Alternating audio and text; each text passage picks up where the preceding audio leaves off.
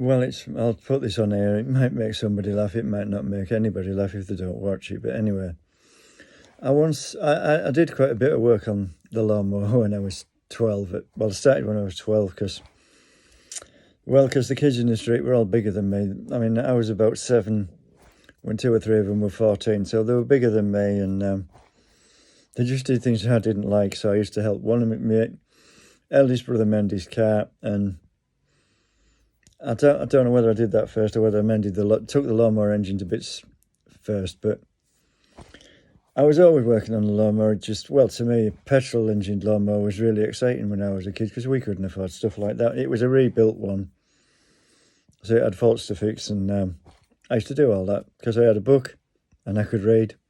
What was it? Well, it wasn't actually that bad, actually. It was the Reader's Digest book. It was about how to mend just about anything, and I read how to do it in that. They weren't that bad. I mean, a certain comedian used to slag them off a bit, but they weren't that bad, actually. I mean, they did tend to send, if they got hold of your name, you probably would find a letter from them in a pigeonhole in Mongolia, if you actually went there, but I don't know. That's a bit of an exaggeration. But anyway, this lawnmower, there's a linkage on the throttle, obviously from the throttle on the handle to the carburettor. But there was an extra portion in it, which I didn't understand. I mean, that might be funny to some people, an extra portion, but anyway. I mean, I didn't understand why this extra bit was in the linkage, and it was broken, so it didn't work. So I took it out and reconnected it sort of my way. But I didn't sing my way like anything like Johnny Rotten or anything like that. Anyway, I took this piece out of the linkage and reconnected it. What it actually was for, I found out on watching a James May bit. I don't think it was on telly. I think it had been uploaded to YouTube. Or was it on telly?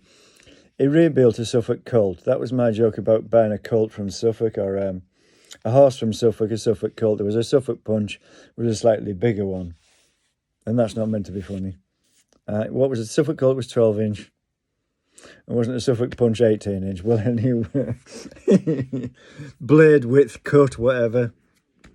And this linkage, if you open the throttle, if you open the throttle on the handlebars, the engine revved up violently for a couple of seconds. I don't know why it did that. Something to do with the design of the carburettor.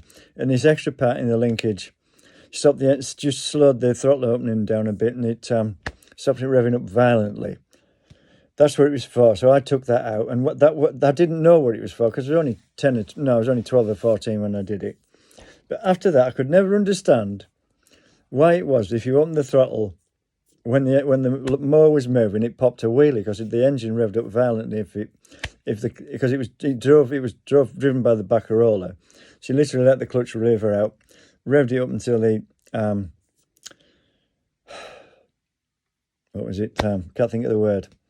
Centrifugal clutch. It literally turns faster as the engine revs, which makes friction linings expand out over against springs onto the inside of a drum, which causes the drive mechanism to work. But obviously, if it was going and you opened the clutch, the mower opened the throttle, the mower popped a wheelie. I never did work out why it did that until I saw this video about the engine, about the mower being stripped down and the engine revving up violently if it didn't have that part attached. And he did a rebuild on a Fender Stratocaster and all sorts. I can't remember what the others were, but I watched the Strat and I watched the one about the mower, and that was all I saw. But it was useful, was that? Because, well, it would be if I had a Suffolk Colt, but I haven't got one. And anyway, it was it made me laugh when I saw that, but anyway.